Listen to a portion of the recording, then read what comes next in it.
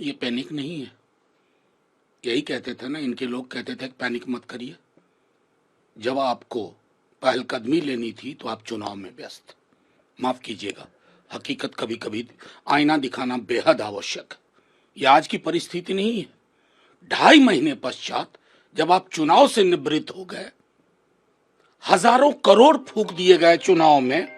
किसने फूके, क्या फूके, इस पर बात अलग से करूंगा, और कैसे फूके गए। अभी बीते एक हफ्ते में हर अखबार में देश में जैकेट एडवर्टीजमेंट आ रहा है, फुल 2-2 पेज का। किसके पैसे से आ रहा? प्रधानमंत्री जी के पैसे से नहीं, लोगों के पैसे से आ रहा। तो ये पर उपदेश कुशल बहुतेरे देश करेगा। कोविड में भी किया देश ने, लेकिन आपकी जो जिम्मेवारी थी आप उससे पुनः चुके कोविड की तरह। यह हकीकत माननी होगी माननीय प्रधानमंत्री जी। सर, जो एक आरोप जो एनर्जी सिक्योरिटी भारत की है उसके प्रति प्रधानमंत्री जी बिल्कुल क्लूलेस है। नहीं, देखिए, आप अगर पूरा टाइमलाइन चेक करें और मंत्री बड़े आला अधिकारियों के बयान चेक करें, जब विपक्ष कुछ महत्वपूर्ण सवाल उठाता था तब आपने कई दफा अमेरिकन डिक्टेट में काम किया। हमें बुरा लगता था क्योंकि सरकार आने जाने वाली चीज होती है, देश स्थायी एक एंटिटी है। तब आप हमें खारिज करते थे कि ये देश का दुश्मन है, देश का हित नहीं चाहते। आज आप सचमुच क्लूलेस हैं। आपको पता नहीं है कि इस अंधी गुफा से कैसे निकला जाए।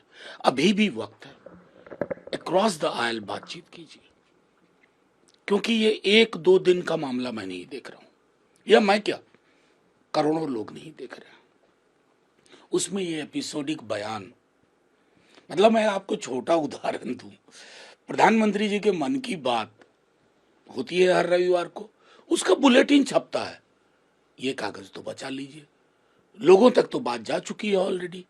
राज्यसभा में डायरी नहीं छप रही है कोविड के बाद से, लेकिन आप सरकारी एडवर्टीजमेंट देखिए, जितने की योजना नहीं उतना प्रचार में और प्रसार में।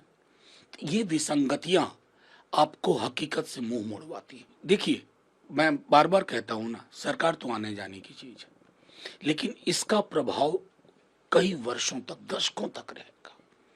एक देश के रूप में हम साझा सरोकार के साथ क्या सोचते हैं, ये बेहद आवश्यक है। सर, ली है कि केरल में कांग्रेस ने जीतने के बाद भी अब तक वो सरकार ही नहीं बना पा रही है वहां पर। और प्रधानमंत्री जी, महाराष्ट्र मुझे याद आ रहा है, और एक कौन सा राज्य था जहां 20 दिन तक कुछ नहीं हुआ था। वो राज्य प्रधानमंत्री जी भी जानते हैं, 20 दिन तक कुछ नहीं हुआ था। पर्ची सिस्टम वाले हैं असल में प्रधानमंत्री जी।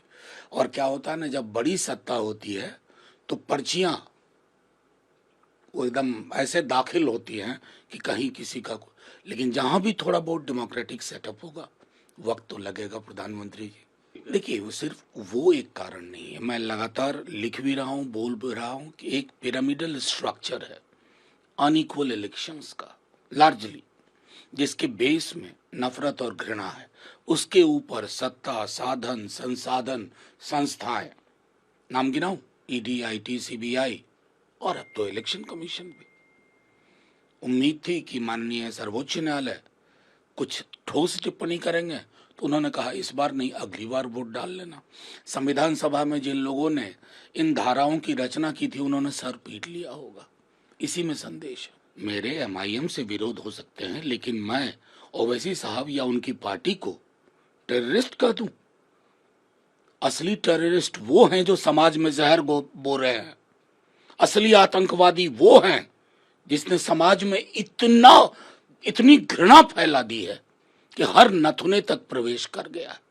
विरोध अपनी जगह, मैं तो बीजेपी या संघ को भी इस नाम से इससे नामित नहीं करूंगा।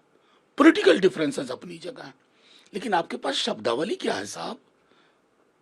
खैर, उनके बारे में मैं क्या टिप्पणी करूं, उनका तो, उनकी पृष्ठभूमि है, कई जगह टहल घूम करके आया है, तो इसलिए उस बाइनरी में ही सोचते हैं।